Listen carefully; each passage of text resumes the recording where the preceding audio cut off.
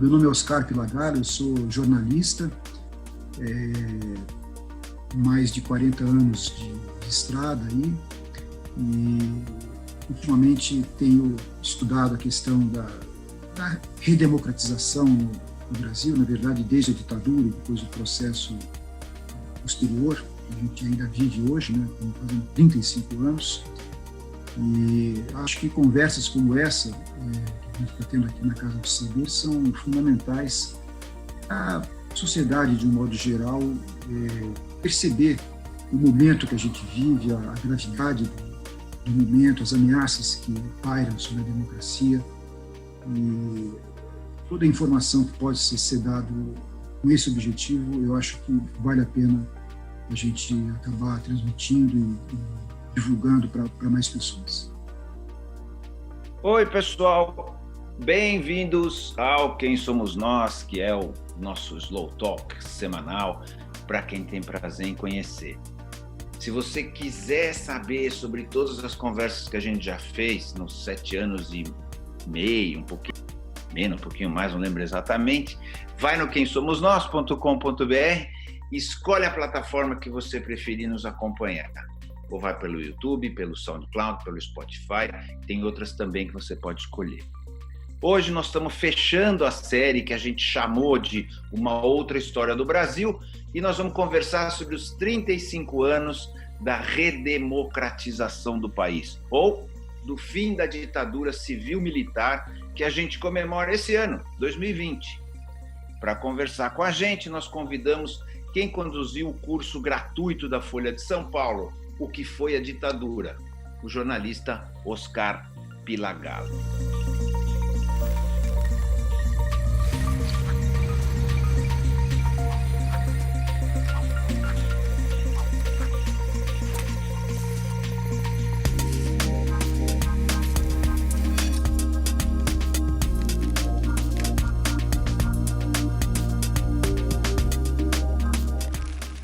Quem é você? Bom, eu sou Oscar Pilagalo, eu sou jornalista, basicamente jornalista. Tudo mais que eu faço profissionalmente acaba derivando do fato de eu ser jornalista, né? Então, enfim, traduzo também do inglês, escrevo livros, mais de não ficção, mas pelo menos um de ficção, participo de projetos assim didáticos ou paradidáticos, né, na área de história contemporânea, mas tudo isso acaba sendo derivado da minha atividade principal, que tem sido o jornalismo, né? Isso desde 75, quando eu comecei, né, até hoje. Tem sido essa minha trajetória. Por que você escolheu ser jornalista? Olha, foi uma escolha que lá atrás, no começo, nem foi uma coisa tão consciente assim, quero ser jornalista. Foi assim meio por uma falta de opção. Assim, eu, na verdade, por exemplo, no secundário, eu estava me preparando para prestar alguma coisa na área de biológicas, provavelmente medicina. Meu pai era médico. Mas eu não tinha nenhum jeito para a coisa, acabei saindo e meio sem saber para onde eu ia. Então, fui para humanas, uma coisa genérica. Assim, né? E aí, debaixo desse guarda-chuva de humanas, lá pelas tantas, eu acabei embicando para o lado do jornalismo. Na verdade, você foi virando jornalista, é isso? Acho que essa é uma boa maneira de colocar. Assim, aos poucos eu fui virando um jornalista. Né? Comecei lá atrás, um jornal pequeno, chamado Jornal da Semana, que era um jornal da família do grupo do Bazar 13, né, que era do Raduan Assar, do escritor, né, Raduan Assar. E comecei lá, ainda estudante de jornalismo, já no primeiro ano, no final do primeiro ano eu já trabalhava nesse jornal. E aí comecei assim, com coberturas pequenas, coisa de bairro, coisa pequena mesmo. Mas sempre cercado de gente boa, né, com quem eu podia aprender e tal. E aí foi. Fui emendando uma coisa na outra, um emprego no outro. E as circunstâncias acabaram me levando para um lado e para o outro, essa que é a verdade. Então, por exemplo, eu não tinha nenhum interesse muito especial em economia, mas acabei indo trabalhar no Diário Comércio e Indústria. Isso também nos anos 70, meados dos anos 70. E uma equipe excelente, né, dirigida, o jornal era dirigido pelo Aloysio Biondi, né, que, na minha opinião, um dos melhores jornalistas de economia da história recente, vamos dizer. Aprendi muito lá, sabe? Então, assim, sempre tive muita oportunidade de aprender com os colegas, né, com os chefes, com os colegas. E assim fui desenvolvendo, vamos dizer, a minha curiosidade, que era uma curiosidade natural, mas que se adaptou bem à atividade jornalística, entendeu? Quer dizer, na verdade, eu estava sendo pago para fazer uma coisa que antes eu fazia sem que ninguém me pagasse nada. Então, gostava de ler, mas sem nenhum critério, vamos dizer, assim, de uma maneira, eu não lia de uma maneira organizada, eu não lia, vou ler os naturalistas, depois a outra escola, tal. Não, eu ia lendo assim, de acordo com o que aparecia o livro, de acordo com o que eu tinha vontade. É um método meio caótico e que se adapta bem para o jornalismo. Eu não poderia ter tido uma carreira acadêmica, por exemplo, mesmo em área de humanas, seguindo esse método. Mas para jornalismo se adaptou bem. Então eu acabei sempre tentando desenvolver essa atividade. Né? Bom, a gente está nesse tema da história do Brasil e tal, e a gente vai focar especificamente no período do fim da ditadura, né? Então, vamos falar... primeiro, as pessoas costumam falar ditadura militar, eu insisto em falar que é civil-militar, e eu não sei como você vê, né? E gostaria que você visse, você acabou de dar um curso, né, sobre isso, sobre ditadura na Folha de São Paulo. Então, vamos falar um pouquinho, assim, mais resumidamente sobre a ditadura e a condição dela, e nós queremos falar sobre os 35 anos sem ela, né? Então, se você puder dar um panorama, por favor. Eu concordo com você que o termo mais correto é civil-militar, né? Quer dizer, durante muito tempo se falou mais ditadura militar, porque, na verdade, os militares tiveram um protagonismo, realmente, né? Mas, sobretudo, o golpe, a ditadura também, mas o golpe mesmo, ele teve essa característica que juntou o lado civil e o lado militar. E o lado civil não foi tão pouco expressivo assim. Quer dizer, havia, por exemplo, um apoio maciço da classe média, ou pelo menos de grande parte da classe média. Havia o apoio da Igreja Católica, se não na sua totalidade, pelo menos a parte mais importante, mais institucional, mais conservadora também. Havia o apoio, na época nem se sabia tanto assim, mas depois foi confirmado, o apoio dos Estados Unidos, que foi um apoio não apenas em termos de retórica, assim, tal, mas foi um apoio que seria logístico, se tivesse havido essa necessidade, né? Teve o apoio da classe mídia, política. Né? Oi? A mídia também apoiou, né? A mídia certamente, todos os grandes jornais apoiaram, com a única exceção de um jornal que tinha sido fundado com apoio do Getúlio Vargas, tal, última hora, então foi o único jornal, mas não era assim grande imprensa, era um jornal importante, assim, mas assim, vamos dizer assim, corria um pouco por fora, né? Com exceção desse jornal, todos os outros apoiaram em graus diferentes, né? Quer dizer, teve jornal que, assim, os proprietários, inclusive, apoiaram, não apenas apoiaram editorialmente, mas participaram da conspiração.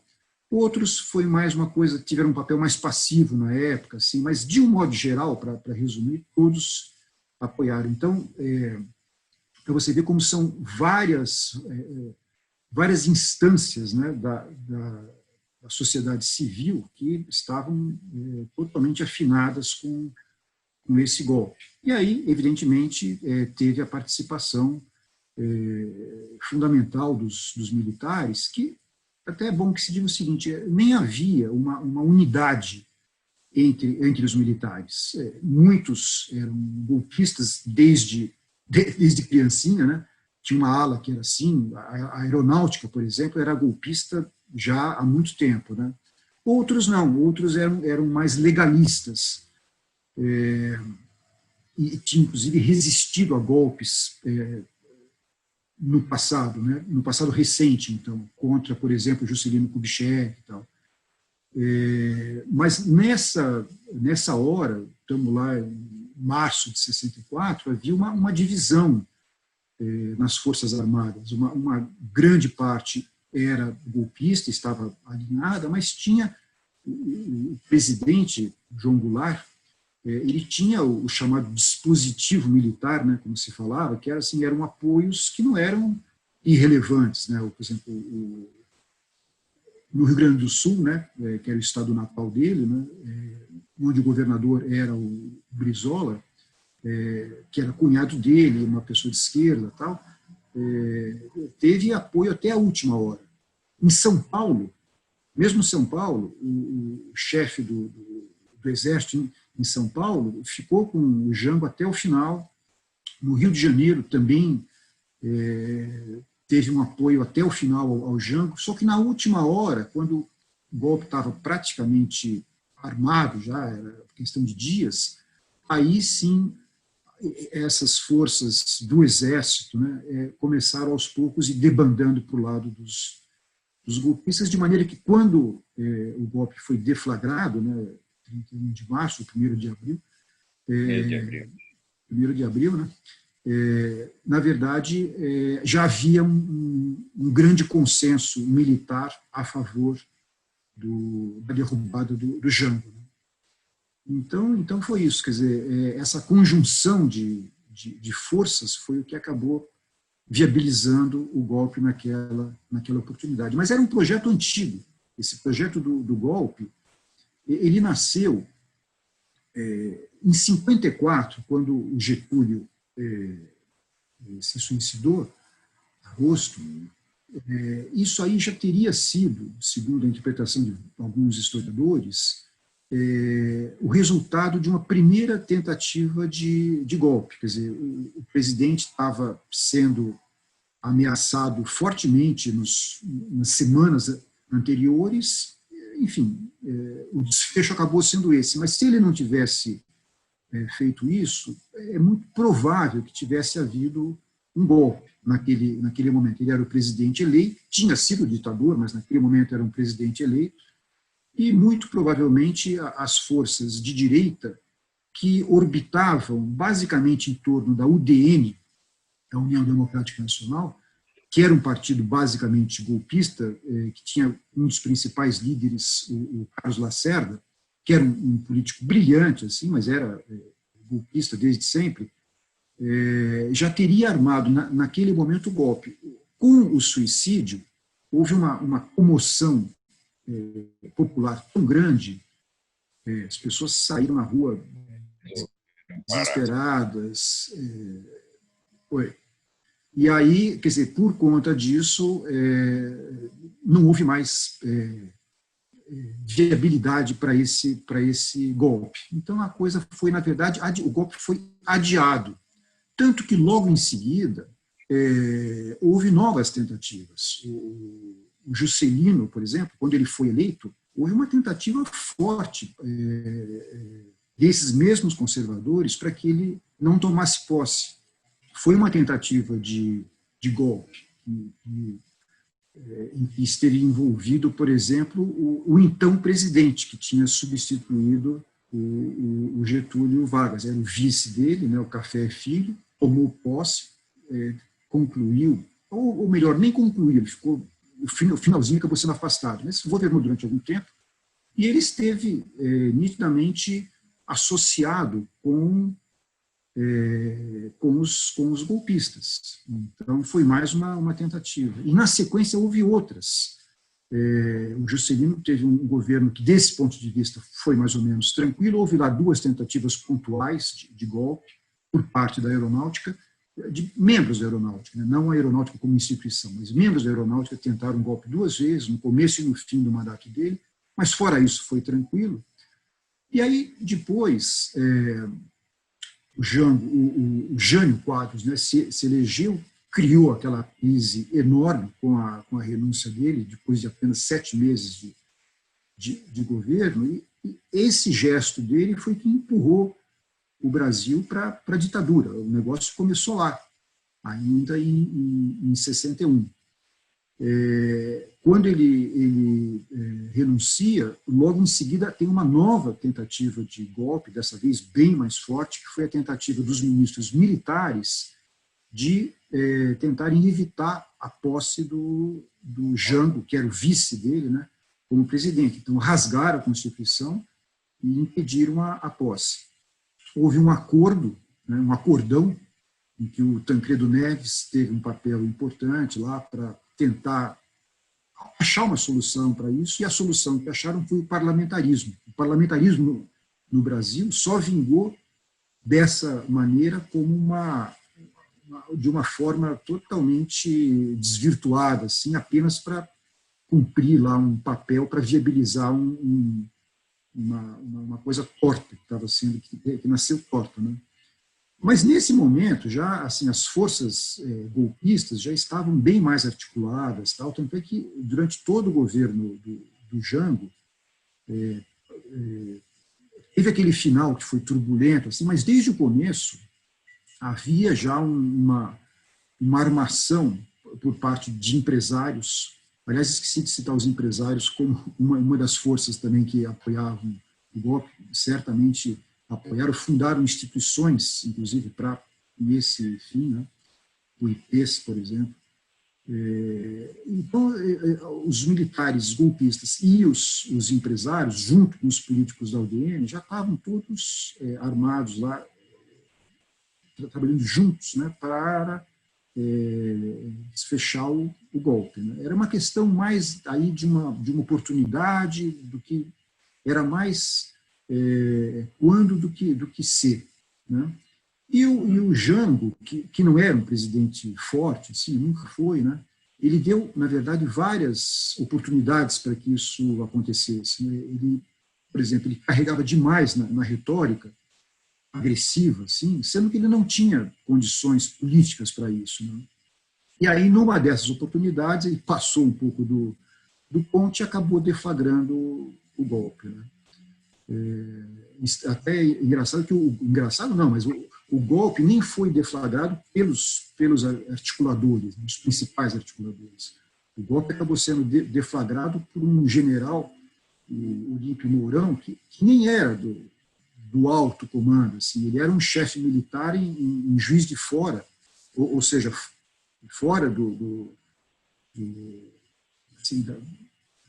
alto comando do Exército, das Forças Armadas. Mas o que ele fez? Ele simplesmente ficou indignado com o discurso do Jango, né, na véspera, e colocou as tropas dele, né, na estrada em direção ao Rio de Janeiro para tomar o Ministério da Guerra. Na época, o Ministério da Guerra ficava no Rio de Janeiro. E aí os outros golpistas ficaram naquela situação, bom, fazer o quê? Né? Fingir que não está acontecendo isso, né? E aí eles falaram, bom, já que ele fez isso, então vamos lá, né? Mas foi assim, quer dizer, agora isso aí foi assim, esse é o detalhe, vamos dizer, da deflagração, né? Quer dizer, de qualquer maneira isso iria acontecer, mas talvez não naquele dia. Na verdade, estava sendo previsto para dias na sequência, assim, mas acabou sendo precipitado pela ação desse general, né? E foi essa a história do golpe, propriamente. Assim. Depois teve a longa ditadura, né? Existe uma narrativa que depois teve o golpe dentro do golpe. Isso é verdadeiro ou é um blá, blá, blá? Assim, que diz que... Eu considero que sim. Quer dizer, porque o que aconteceu? O golpe ele foi dado por esses militares, então, do grupo do Castelo Branco, que foi militar que esteve à frente, tanto é que foi o primeiro presidente, né, do ciclo militar, a ideia original era o seguinte, quer dizer, vamos tomar o poder, derrubar um presidente que está cercado de esquerdistas, acusavam ele próprio de ser esquerdista, quando ele, imagina, ele era um estancieiro do gaúcho, que não tinha nada de esquerdista. Ele tinha um apoio de sindicatos, apoio de comunistas, tal, mas isso não transformava ele num esquerdista, né? Enfim, quer dizer, a ideia era cercar esse presidente de todas as formas, né? E aí juntaram, essas forças foram se juntando até que o golpe foi deflagrado. Mas a ideia desses golpistas não era assim, não foi dado golpe para ficar 20 anos no poder. Eles queriam tomar o poder, afastar esses políticos, tinha muita acusação de corrupção também. Aliás, a questão da corrupção é uma coisa recorrente nos golpes, né? Sempre levanta-se a questão da corrupção. Não estou nem dizendo se existia ou não existia, mas a narrativa de que há corrupção e que ela deve ser debelada, mesmo que com a quebra da instituição, isso é uma coisa recorrente aqui no Brasil e em outros lugares também.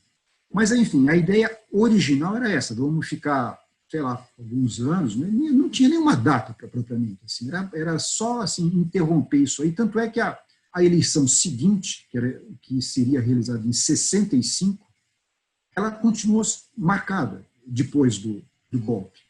Havia perspectiva inicial de que ela seria realizada. Então, era a ideia uma coisa, um governo meio tampão lá, para colocar fim na crise anterior, colocar fim na ameaça comunista, né? A gente estava, afinal de contas, em plena Guerra Fria, né? O Ocidente contra o Oriente, o capitalismo contra o comunismo e tal. E havia esse clima estava refletido na política brasileira de uma maneira total, assim, né?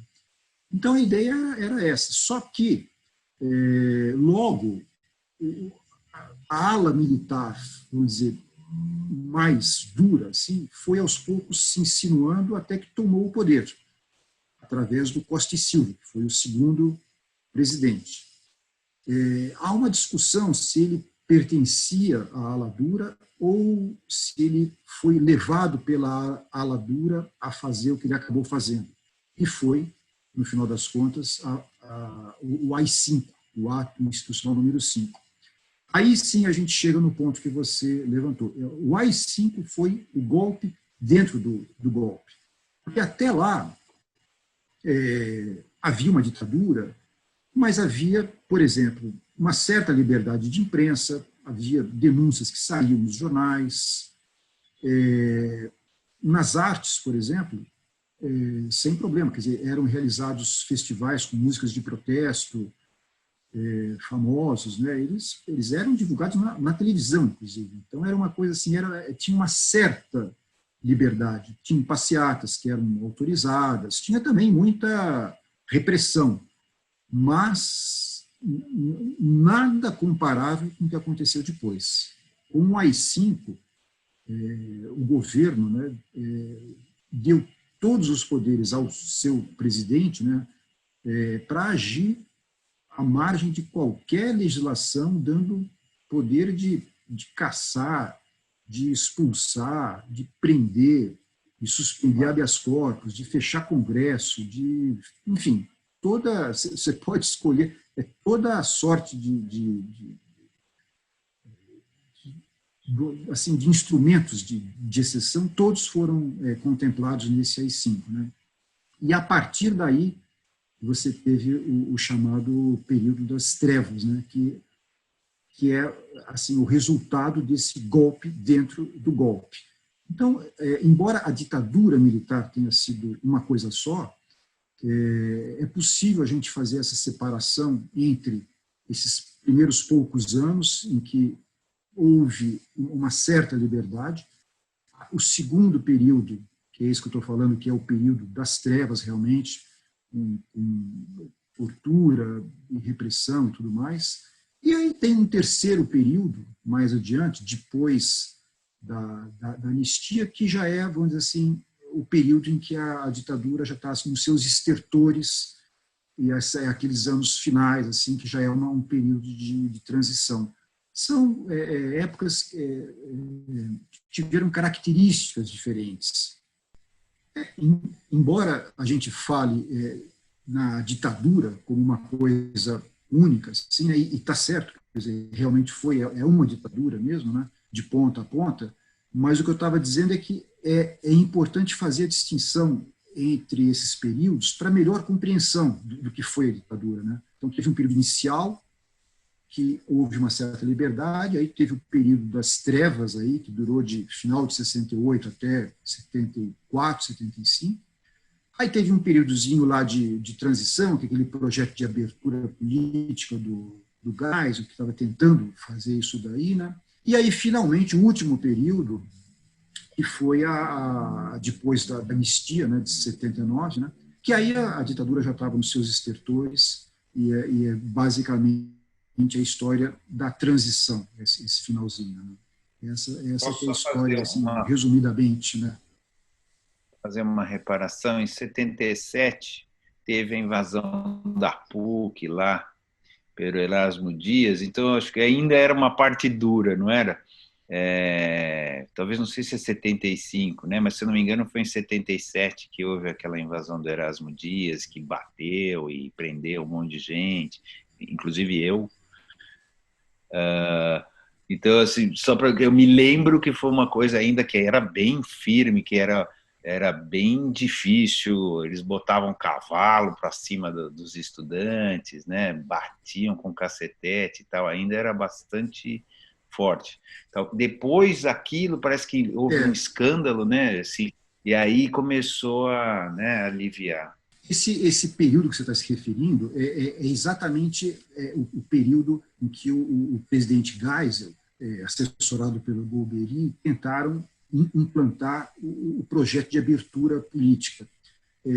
Então, isso que aconteceu em 77, na PUC, ela é exatamente o período do projeto de abertura política do presidente Geisel, que foi assessorado pelo Golbery do Couto Silva, né? Era chamada de eminência parda, não aparecia, mas mandava em muita coisa. Né? Ele realmente articulou isso daí. Então, nesse período, havia uma divisão grande no seio do governo, que era o seguinte: de um lado você tinha os militares que apoiavam esse projeto do Geisel e do Golbery, que era abertura política.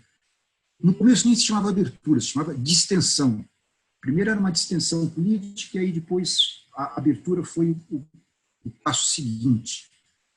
Então, de um lado, eles tentavam colocar de pé esse projeto, mas havia uma resistência por parte da linha dura, que não obedecia ao comando do Geisel.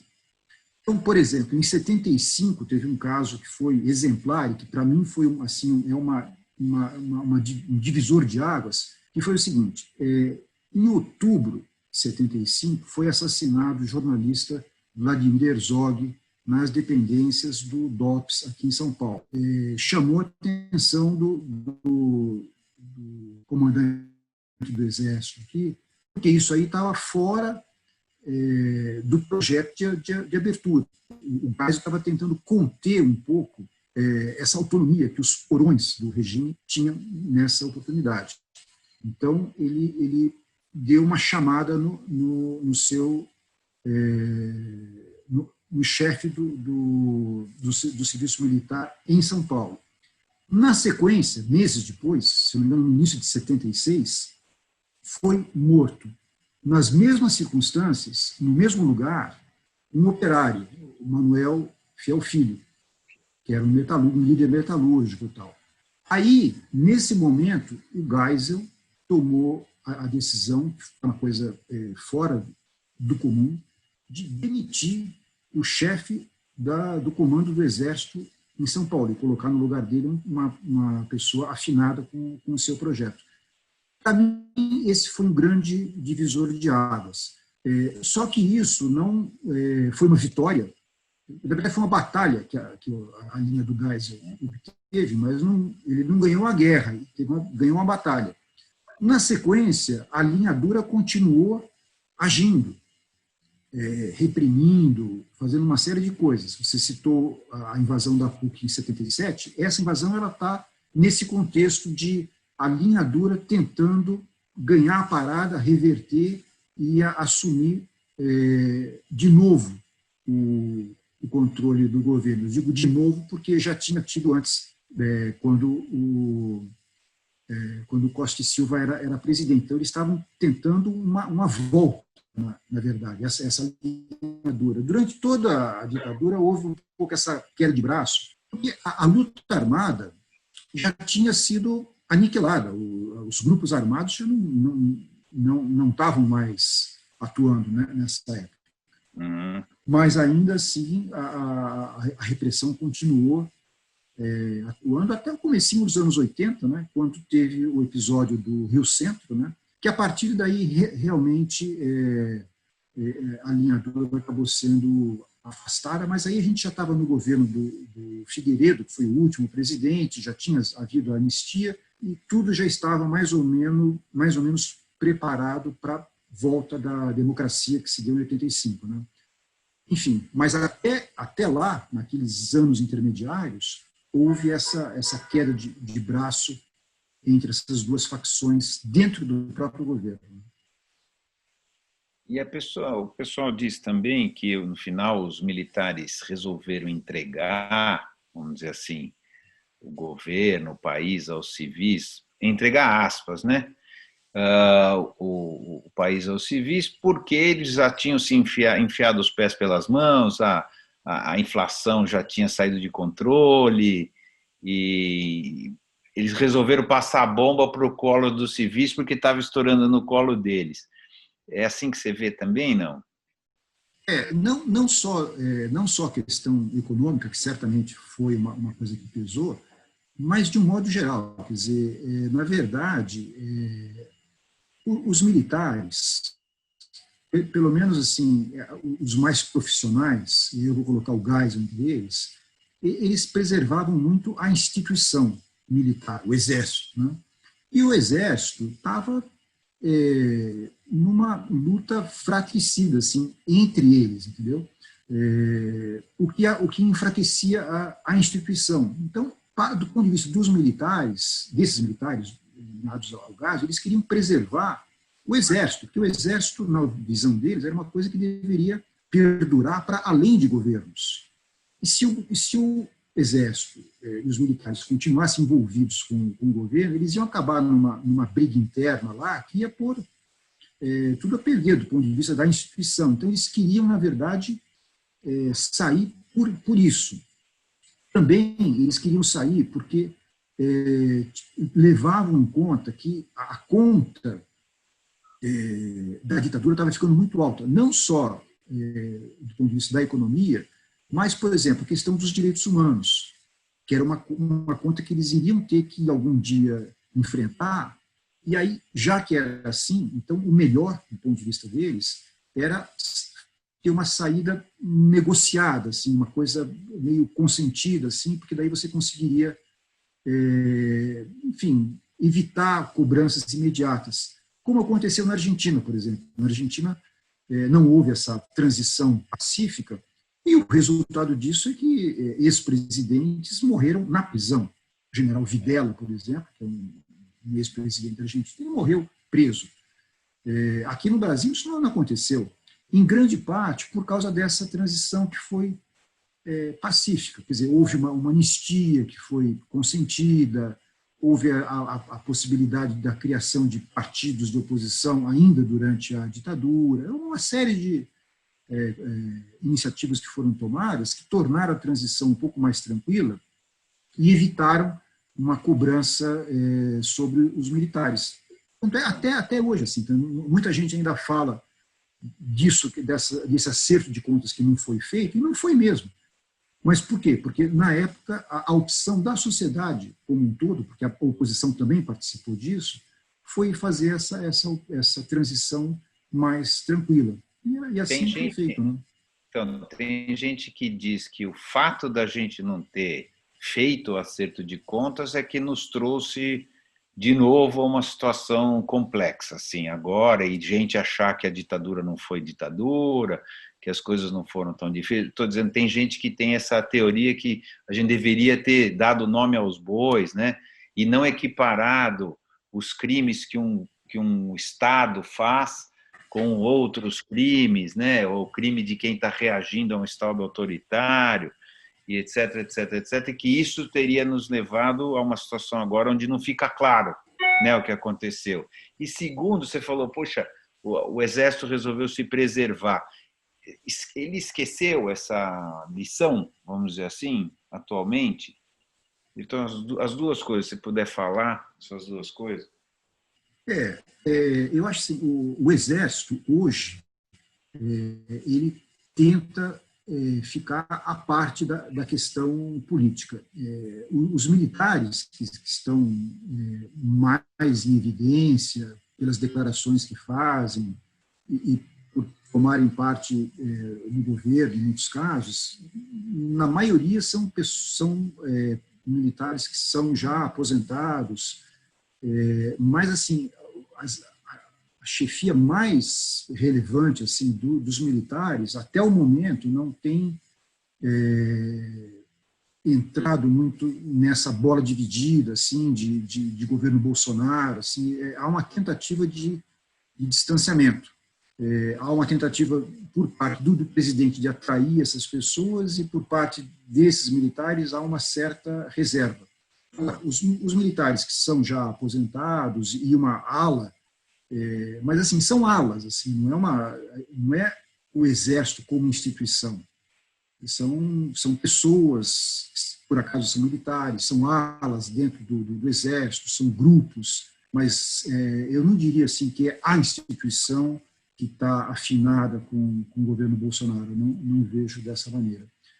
Agora, na época, o que o Geisel tentou fazer foi tentar salvar o Exército, né, como uma instituição, tentando evitar que acontecesse aqui uma coisa paralela com o que aconteceu na Argentina, né, que houve um embate maior e os militares pagaram, ou pelo menos boa parte deles acabou pagando pelos malfeitos durante a ditadura. Aqui a opção acabou não sendo essa. Se é certo, se é errado, cada coisa, cada saída sempre tem uma consequência, né? Quer dizer, na época acabou sendo melhor porque se permitiu uma transição para a democracia que foi sem grandes traumas e logo você já teria colocado tudo isso para trás.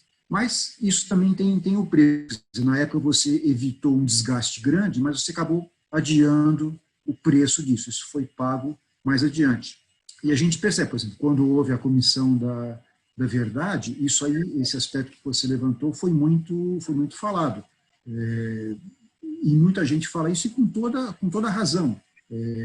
Os militares realmente saíram dessa história sem pagar o preço pelo que foi feito. Porque, na verdade, aquela política que tinha de tortura e tal, não é. Muita gente fala assim, porque os porões eram descontrolados. Havia autonomia deles, de certa maneira, tal, mas a tortura ela foi usada como instrumento de política de Estado.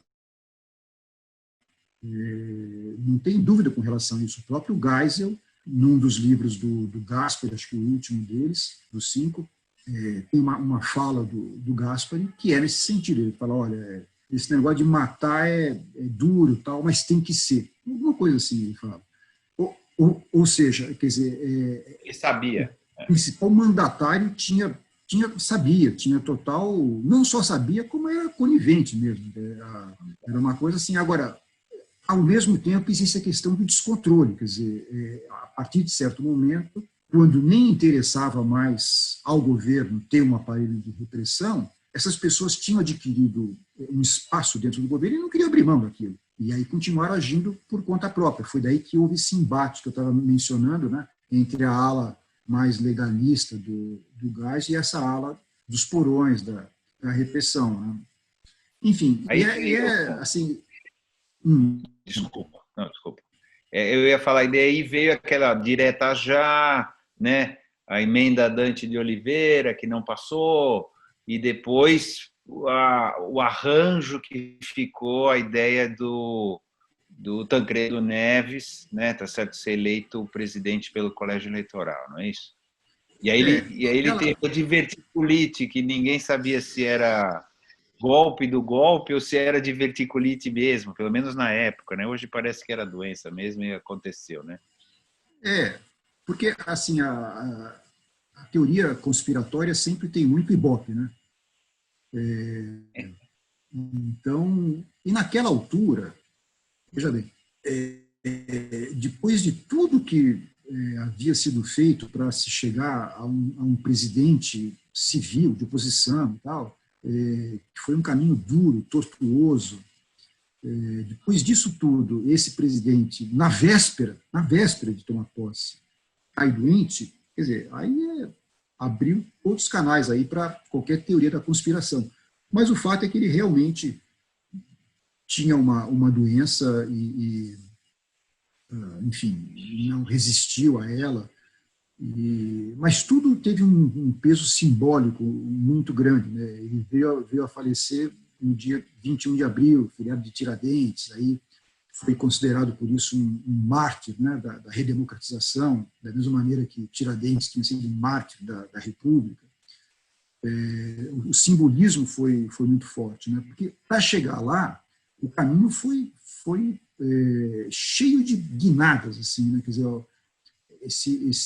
essa campanha das diretas já foi, e eu me lembro disso da época, assim, foi uma coisa nunca vista no Brasil, quer dizer, o fervor cívico, né, aquela eletricidade se espalhando pelo país todo, contaminando todas as classes sociais, pessoas de várias tendências políticas, tal, foi uma coisa realmente, né? E aí, na sequência, a grande expectativa e depois a grande frustração, porque o projeto caiu no Congresso.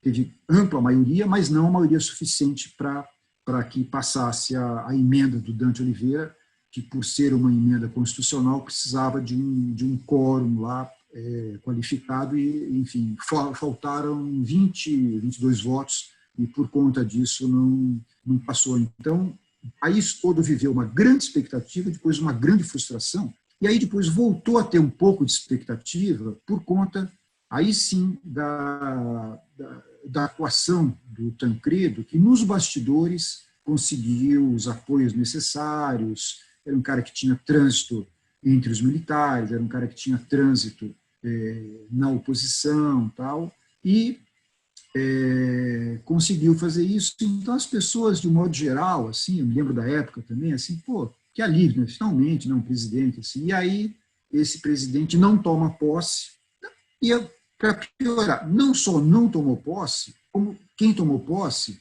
foi o vice dele, que era um político que fez a trajetória política dele inteirinha, desde o começo, à sombra dos militares. Então, aí, quer dizer, assim, se fosse um thriller dessa maneira, porque os ingredientes são tão assim, dinâmicos, assim, do ponto de vista de uma narrativa, né? E dificilmente alguém teria tido cabeça aí para imaginar uma coisa dessa. E, no entanto, foi exatamente a realidade, né? E aí começamos a redemocratização, que hoje está completando aí 35 anos, começou exatamente nesse ponto. Com o José Sarney, né? Com o Sarney, exatamente. Isso. Que entregou o país para o Collor, não é isso? O Sarney, ele, assim, para ser justo com ele tinha uma grande preocupação. Primeiro, que ele recebeu um ministério pronto já, que era um ministério que tinha sido escolhido pelo Tancredo, né?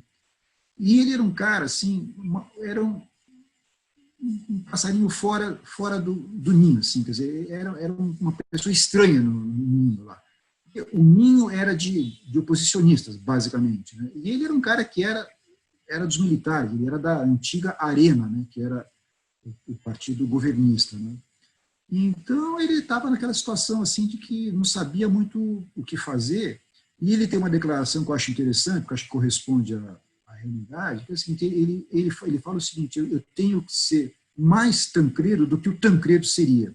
O Tancredo, ele tinha legitimidade, então ele poderia, ele tinha poder para falar: olha, gente, o negócio aqui vai ser duro, nós vamos ter que fazer assim, assado, tal, vamos ter que ter um pouco de suor e lágrimas aqui e tal. Ele tinha, vamos dizer, legitimidade para pedir isso para a sociedade. Mas o Sarney não tinha isso.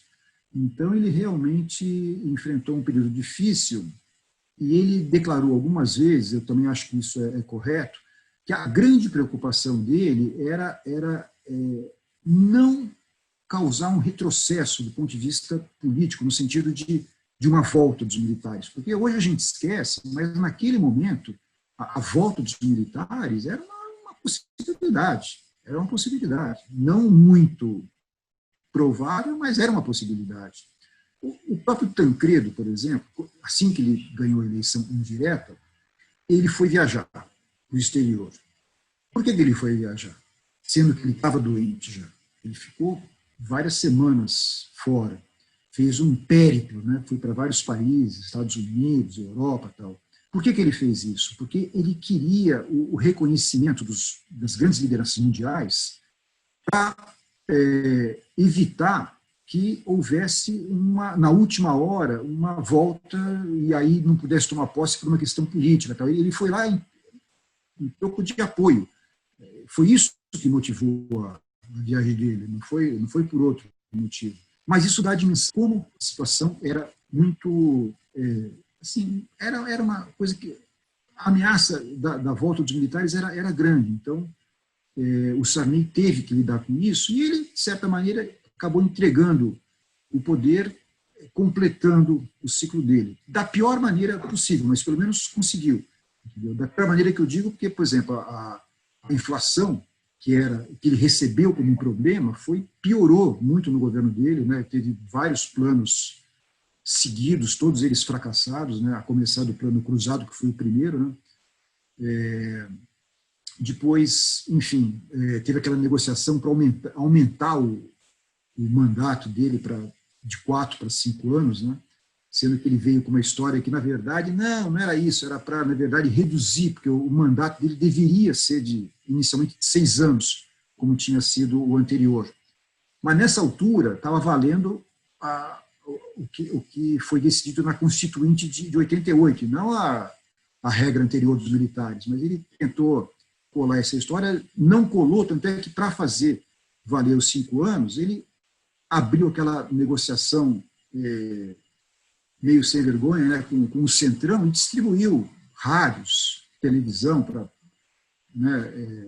vários políticos para obter esse apoio. Obteve o apoio, obteve a extensão do mandato, não sei para quê, porque quando chegou no final, ele mesmo estava querendo sair já, porque tinha sido tão criticado, assim, tinha sido um fracasso tão retumbante, que eu não sei por que ele tentou essa extensão de mandato.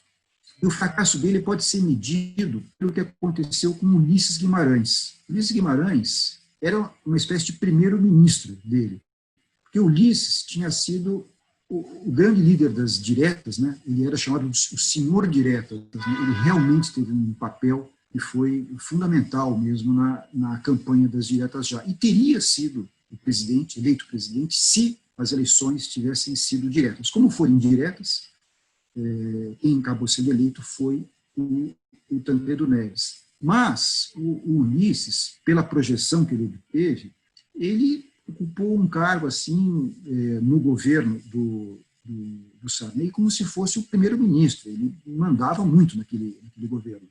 Tanto é que ele esteve à frente da Constituinte de 88, que foi talvez o grande feito do Sarney, tal, mas com o Guimarães à frente e tal. E aí o Ulisses, que era... né, imaginava-se que ele seria o presidente seguinte, ele foi murchando ao longo do mandato de Sarney, porque ele colou a sua imagem ao governo e o governo afundou. E aí, então, ele afundou junto. Quando chegou na eleição, ele foi candidato, ele teve, se não me engano, menos do que 5% dos votos. Foi um desastre total. Enfim, esse foi o começo, vamos dizer, o primeiro mandato pós-ditadura. E muita gente, até assim, a questão de quando acabou a ditadura é objeto de interpretação, né? A maioria, e eu também, eu digo que começou com a saída do Figueiredo e a posse do Sarney, porque isso aí deixou os militares para trás. No entanto, existe um debate aí entre acadêmicos sobre quando teria acabado a ditadura, né? A maioria fecha com a data, vamos dizer, da posse do Sarney, porque, enfim, a partir daí os militares, vamos dizer, ficaram para trás, né? Mas tem muita gente que argumenta o seguinte, na verdade, esse novo presidente, para começar, ele não foi eleito diretamente. E, em segundo lugar, ele era associado, até pouco tempo antes, aos militares. Então, de certa maneira, teria sido lá uma sobrevida. Aquele, vamos dizer assim, aquele período que está meio que no limbo, assim, nem é democracia, mas também não é mais ditadura, tal. Que foi mais ou menos o que aconteceu durante o governo Sarney. Eu fico com a data da posse dele, porque os militares ficaram para trás. E aí o Collor se elegeu com o discurso do caçador de Marajá, contra a corrupção, que é um discurso, como você falou lá no começo, recorrente, ou para dar golpe, ou para seja lá o que for, né? Um discurso sempre, vamos acabar com a corrupção, vamos acabar, e as pessoas acabam ou se elegendo ou dando golpe com essa conversa. E logo depois foi deposto, né, por uma certa comprovação, aí, podemos dizer assim, a partir lá do motorista, do PC Farias, aquelas coisas todas, coisas até mais simples do que hoje se fala, né? E acabou sendo deposto por isso. Como é que você vê isso? O Collor foi o primeiro presidente eleito em 3 décadas, né? O anterior tinha sido o Jânio Quadros em 61. O Collor ele foi, de certa maneira, uma invenção da imprensa, né? Desconhecido nacionalmente, ele tinha projeção local, em Alagoas, mas não era conhecido. E a imprensa, a grande imprensa, estava atrás de um político que pudesse representar uma possibilidade de vitória diante da ameaça da esquerda. Não só do Lula, que acabou indo para... tinha uma chance maior até do que o próprio Lula. Na última hora é que o Lula passou e acabou indo com o Lula, né? Então, o que aconteceu foi o seguinte... Houve essa tentativa da imprensa de apresentar um nome e assim criar essa marca de caçador de Marajá e tal, e ele foi... Uma capa da Veja, né? Essa bandeira. Exatamente, foi uma capa da Veja que carimbou. A ideia era evitar o Lula e o Brizola, não é isso? Exatamente. Inventaram o Collor, né? O homem dinâmico, jovem, acabou pegando e ele foi uma campanha com muito apoio da imprensa. A mesma imprensa que criou a CPI para apurar os malfeitos do governo dele, relativos a uso de dinheiro de campanha e compra de políticos, e, enfim, de fraudes e tal, veio à tona, através, basicamente, do que a imprensa... O que é que fez a imprensa mudar de ideia?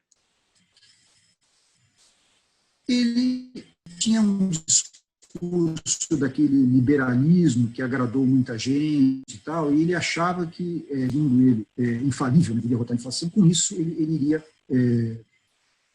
fazer um grande governo. Na verdade, ele não conseguiu fazer isso. Os planos econômicos dele foram um desastre logo no primeiro dia. Ele tomou posse, logo em seguida fez aquele plano Collor, que levou até gente ao suicídio, porque ficou sem bem nenhum de uma hora para outra, gente classe média, não empresários, entendeu? E o projeto liberal dele, que foi muito do agrado de muitos empresários, tal, mas, por outro lado, abriu do país num momento em que as indústrias brasileiras nem estavam muito preparadas para enfrentar a competição. Então, também foi um período difícil, de recessão. Ou seja, em vez de entregar o que ele tinha prometido, ele causou o quê? Causou recessão, causou um mal-estar enorme entre políticos pela maneira como ele atuava, e aí passou a não interessar mais ao establishment.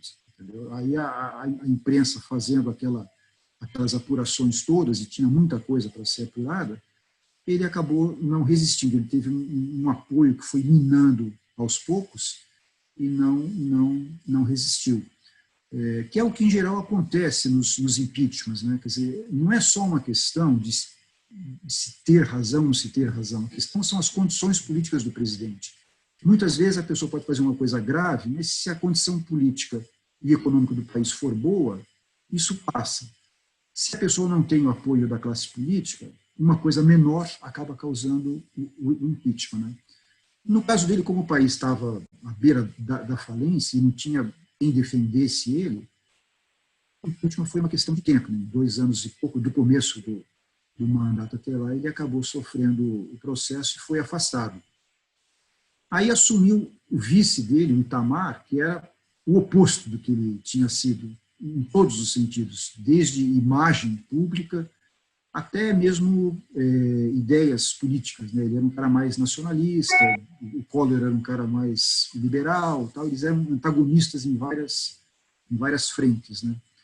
E o Itamar teve a grande sorte, vamos dizer assim, porque ele, sem ter grandes pretensões políticas naquele momento, antes disso, ele nem sonhava em ser presidente. Ele foi colocado na chapa meio que na última hora, por causa de Minas Gerais. Tal. Ele já tinha idade, ele não tinha muitas pretensões. E aí, depois, não só ficou como vice, como virou presidente. Então, é daquele tipo assim que virou presidente, meio como o Sarney. Só que o Sarney teve o azar e ele teve a sorte. E grande parte da sorte dele foi ter, lá pelas tantas, colocado o Fernando Henrique como ministro da Fazenda dele. E aí o Fernando Henrique acabou ficando à frente do Plano Real, que deu certo no sentido de debelar a inflação, que era estratosférica, né?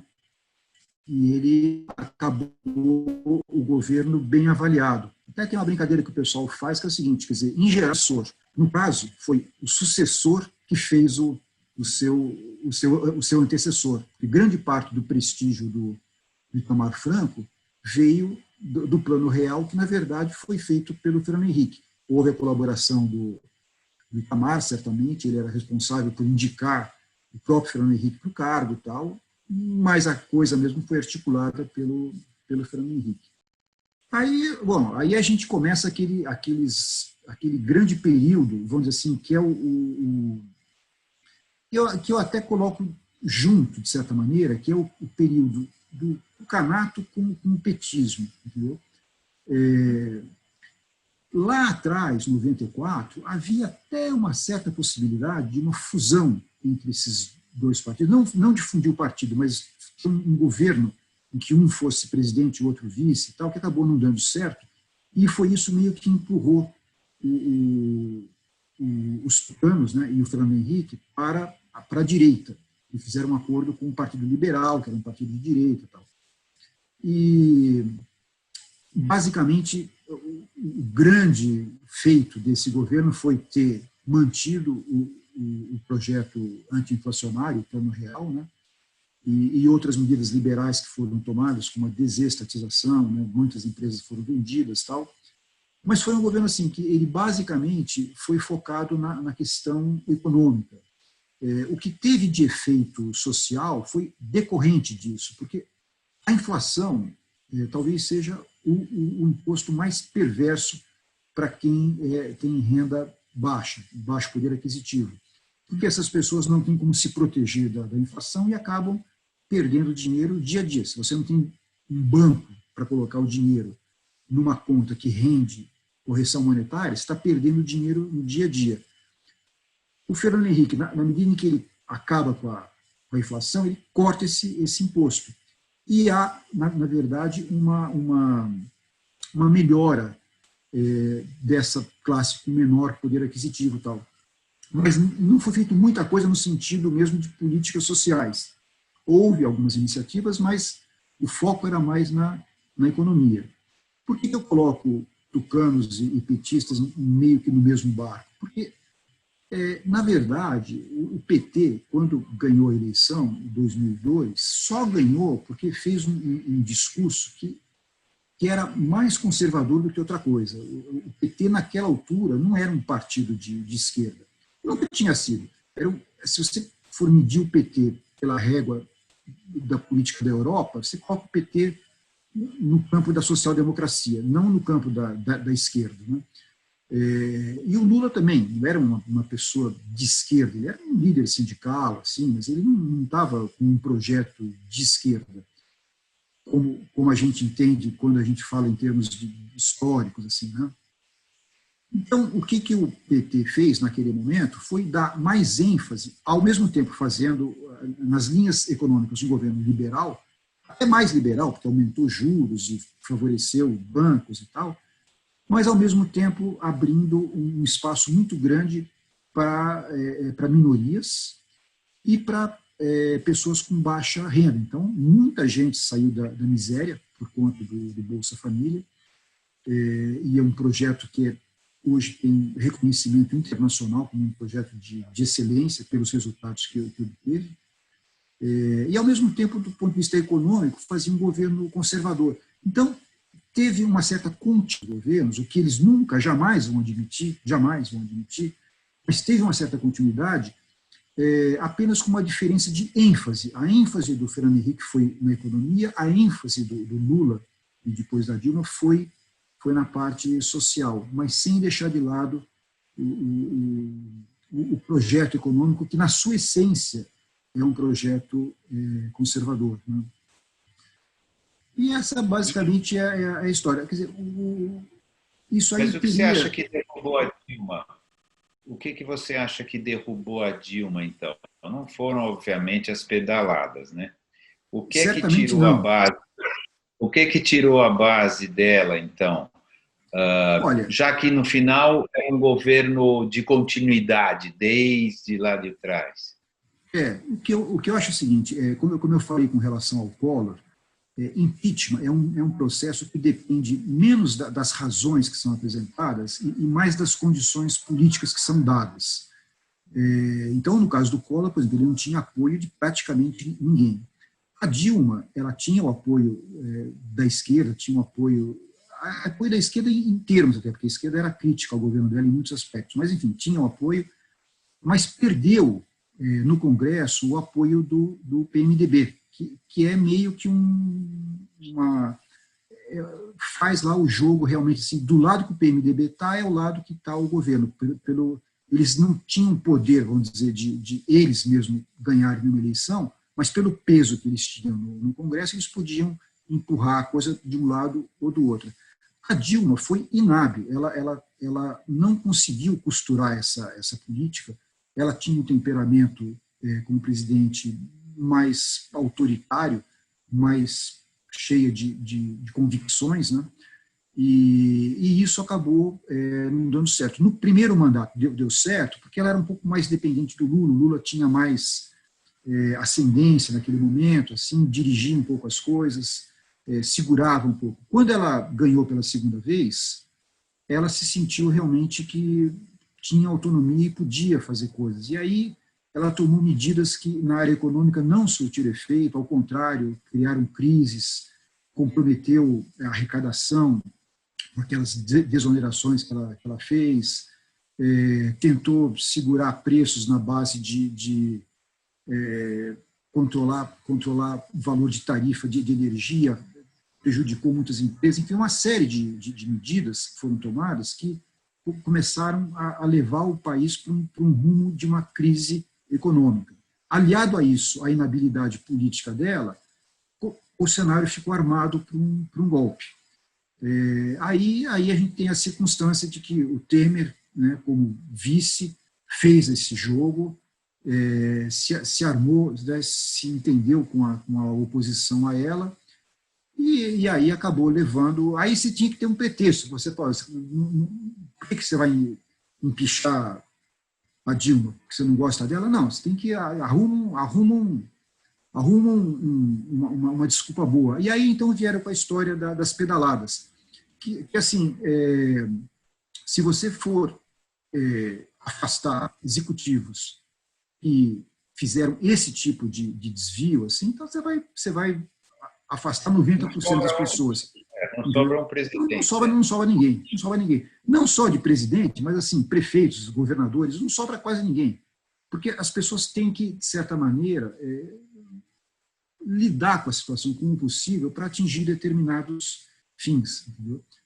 Tanto é que muita gente que apoiou o impeachment reconheceu, na época mesmo, que esse argumento era assim muito técnico demais, assim, que as pessoas não entendiam. Tanto é que até hoje é difícil você entender exatamente qual que foi a pedalada. Você não sabe bem o que foi. E, além disso, ela é uma pessoa que, assim, acima de qualquer suspeita do ponto de vista de lisura como pessoa pública. Não pesa sobre ela nenhuma acusação de corrupção, ao contrário do que acontece com o Temer, que, né, participou dessa armação e que saiu do governo acusado, chegou a ser preso. Tal. É uma pessoa que está envolvida também, pelo menos com acusações de corrupção. A coisa não está julgada, mas tem acusações sérias contra ele. Então, se afastou uma presidente que não tinha nenhum tipo de acusação nesse sentido e colocou um outro presidente sobre quem pesa esse tipo de suspeita, mas, enfim, o establishment político armou a coisa para desembocar dessa maneira. Entendeu? Tem gente que diz que a falta de paciência, vamos dizer, do Aécio Neves e do establishment de esperar acabar o governo da Dilma e de dar o golpe, etc., é que nos trouxe para uma situação hoje mais delicada. Como é que você vê isso? Eu concordo totalmente. O papel do Aécio, porque o Aécio foi vamos dizer, o oponente dela, né?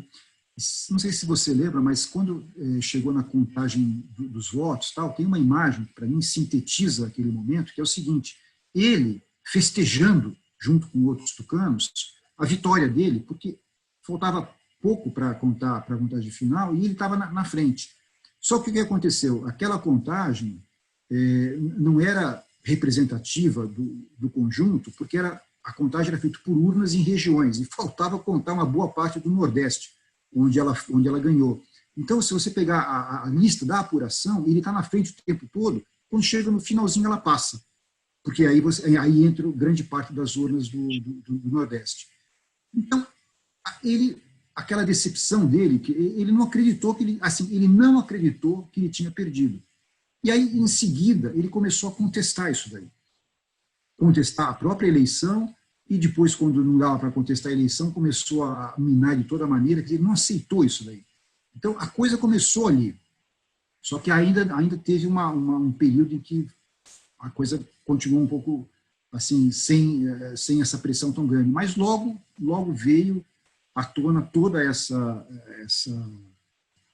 articulação que se fez contra ela e acabou desembocando no impeachment. Ela perdeu, realmente ela perdeu as condições de governar por conta desse conjunto de fatores que eu citei. Sem entrar no mérito, não estou falando se ela fez um bom governo, se foi um mau governo, isso é uma questão que você pode analisar, mas que ela foi afastada por essas razões, certamente. E aí aflora o lado, vamos dizer, mais conservador de boa parte da sociedade brasileira, que simplesmente não queria mais a volta do PT. Pode falar que é por causa da corrupção, muita gente fala que teve a corrupção, mas na verdade o que a classe média não queria é ter que disputar espaço no aeroporto com empregada doméstica, esse tipo de coisa, assim, quer dizer, uma carga grande de preconceito e tudo mais, né?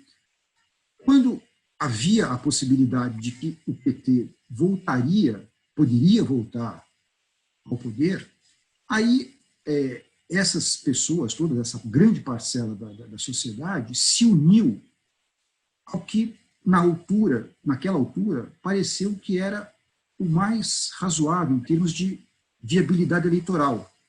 Porque no começo da eleição, você tinha vários conservadores que estavam disputando. O Alckmin, por exemplo, estava lá e tal.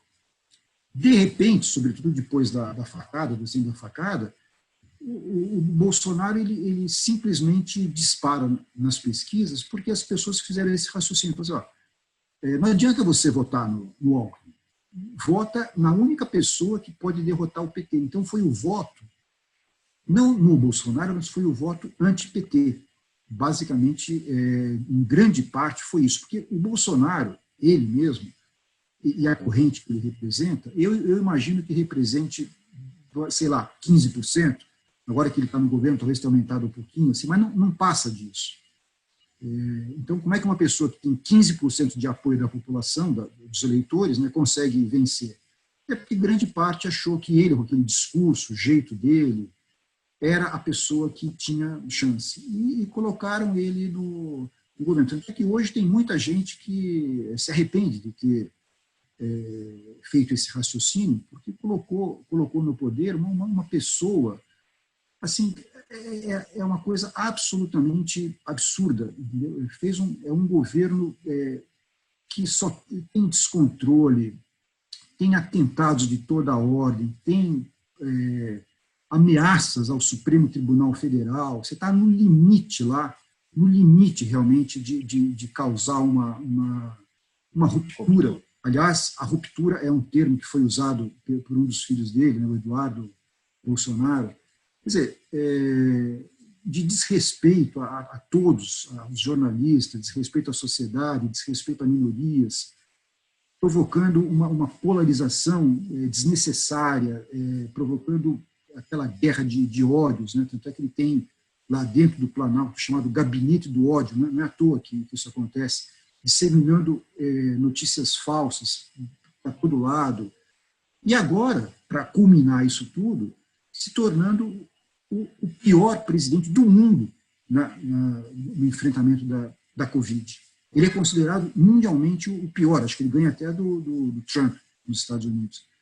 Porque ele emite uma sinalização tão ambígua com relação ao que deve ser feito, que ele confunde as pessoas. Então, muita gente acha que a tal da cloroquina, de repente, pode funcionar, quando, na verdade, os médicos dizem que não, isso não é saída.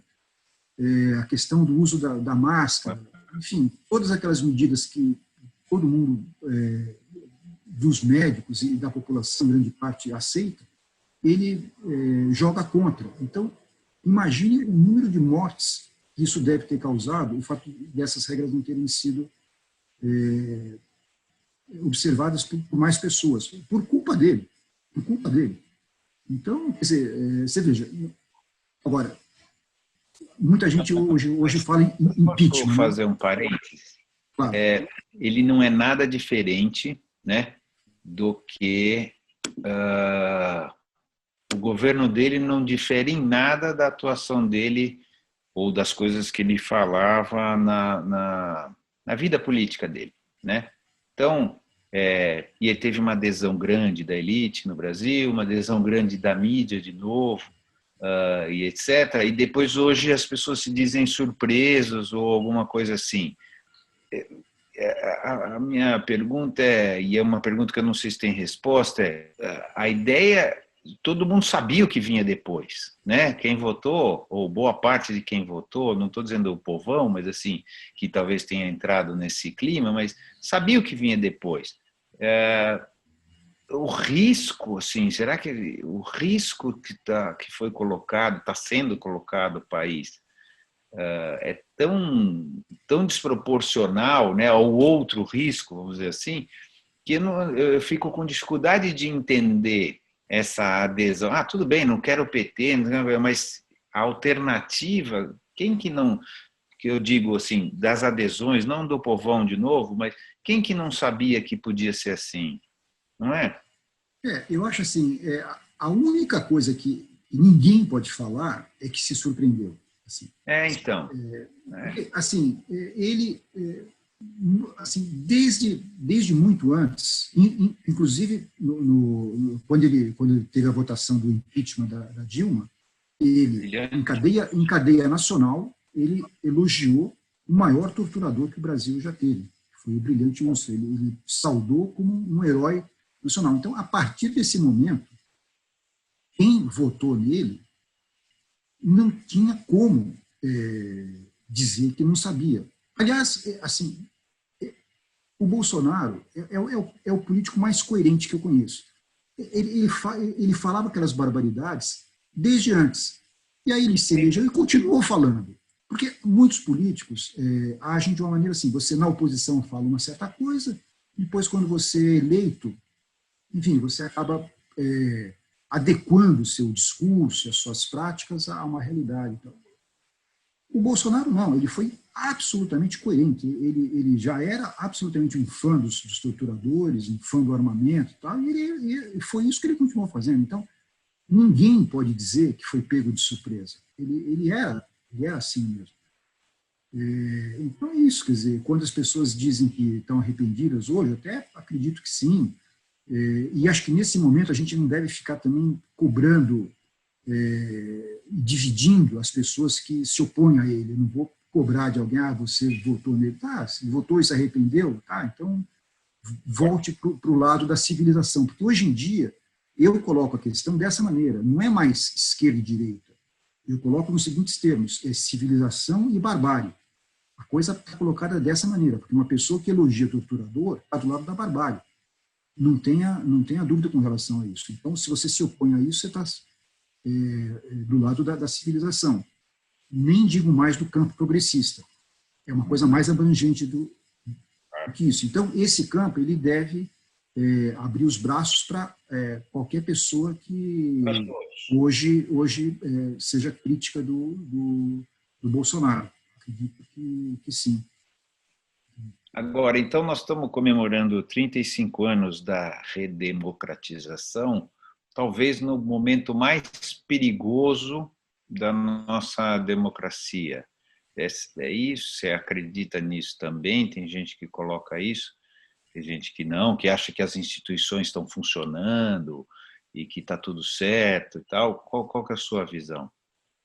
Eu acho que dos 35 anos é o momento em que a democracia tem sofrido os maiores ataques nesse período todo. Agora, dizer que a democracia está sofrendo ataque não quer dizer que ela esteja realmente correndo um risco real e iminente. Eu acredito que não. Nesse sentido, eu acredito assim, as instituições são fortes o suficiente para enfrentarem esse tipo de situação. Até o momento tem acontecido isso. Agora, os ataques são violentos, quer dizer, é um presidente que abertamente fala em fechar o Supremo Tribunal Federal. É uma matéria que está na revista Piauí, que está nas bancas ainda, tem a descrição de uma reunião em que ele fala e reitera abertamente para um grupo de colaboradores a intenção mesmo de fechar o STF, e por uma razão pessoal, porque o STF estaria querendo permitir a investigação do celular de um filho dele, que é ligado a milicianos. Quer dizer, é uma coisa assim, inominável isso, entendeu? Agora, de qualquer maneira, as instituições funcionam, quer dizer, o próprio STF tem funcionado, a imprensa, que também ajudou a eleger ele, certamente, ajudou a derrubar a Dilma e ajudou a eleger ele, hoje cresceu. A Globo, por exemplo, acho que está fazendo um papel importante. De um modo geral, a imprensa, de um modo geral, tem feito esse papel, indo, inclusive, além da sua capacidade, porque, por exemplo, com a questão da Covid, já que o governo estava omitindo dados e isso prejudicava o combate, a própria imprensa tomou para si a função, né, de obter esses dados, enfim, de maneira que o papel que eles têm desempenhado é grande. A Globo, o Jornal Nacional, tem agido com coragem em relação a isso. a Folha tem denunciado, o Estadão tem sido crítico, assim, tem sido uma coisa meio generalizada, tirando um ou outro bolsão aí de apoio a ele, enfim, mas a imprensa de mais qualidade assim, tem sido muito crítica em relação a ele e na verdade, soube crescer e ficar à altura do desafio que é enfrentar essa situação de ter um governo nesse nível baixíssimo, né, de qualquer aspecto que você quiser pegar, é um nível baixo demais, né? Então, acho que a imprensa, hoje em dia, está desempenhando a sua função de maneira bem interessante e, em alguns casos, como eu falei, até indo além até disso, né? Então, eu acho que assim, se você considerar a instituição como a imprensa como uma das instituições, ela faz o seu papel, o STF faz o seu papel, o Congresso está mais acomodado lá, mas, enfim, quando precisa, também, de certa maneira, serve de anteparo. Enfim, ele não conta com apoio das instituições, entendeu? E isso, então, de certa maneira, afasta, pelo menos por enquanto, qualquer possibilidade de uma tentativa de golpe. Não que ele não queira, eu acho que ele quer, já falou isso, os filhos já falaram, mas eu acho que ele não teria condições, no momento, de fazer nada que fosse parecido com isso. Bom, vamos fechar, acho que é um bom momento. Eu sempre fecho com a mesma pergunta, e você interprete da maneira que for a palavra nós. Quem somos nós? Nós, se você pensar nós brasileiros, então, nós somos um país dividido, polarizado, e de um povo assim que, de um lado, é guerreiro, né? A própria Covid mostrou que muita gente, enfim, mesmo em condições adversas, está realmente